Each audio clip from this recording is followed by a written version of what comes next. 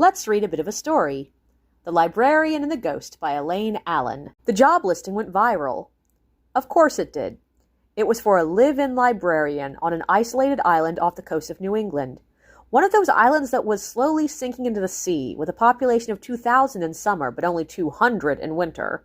The attached pictures showed a gorgeous 3-story Victorian mansion, with the pale blue paint fading to gray from the spray of waves that crashed on the rocks behind it. The text explained that the library housed a collection of valuable, rare, antique books.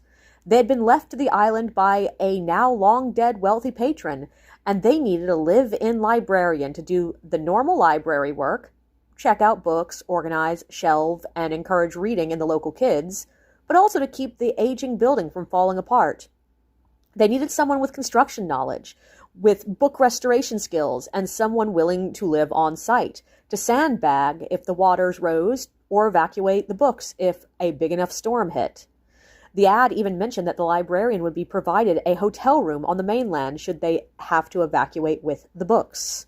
Within the first week, it had been shared all over social media, along with commentary like, "OMG, you know it's haunted!" And "I can't wait to see the horror movie this will clearly lead to." There were also people posting, "Lol, this sounds like heaven to me," and "Okay, thanks, I'll just stay with the books while the waters rise." There were the climate activists that jumped on board, using the ad to remind people that rising sea levels risked people's homes and livelihoods. There were the edgelords that jumped in to ask how much money was being wasted on saving a bunch of old books. There were the people that decided it was the perfect metaphor for the government wasting money on shoring up dying systems, and those that wrote long, irate comments about useless philanthropists who attach their legacy to passion projects that make no sense. And there were plenty of people commenting, "Just move the fucking books, you morons."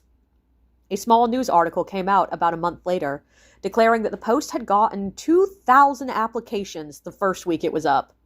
Even with the posted pay scale starting at minimum wage, the novelty of the ad, and the free housing, had people from as far away as Guam sending in resumes. Needless to say, Olivia assumed she wouldn't get the job.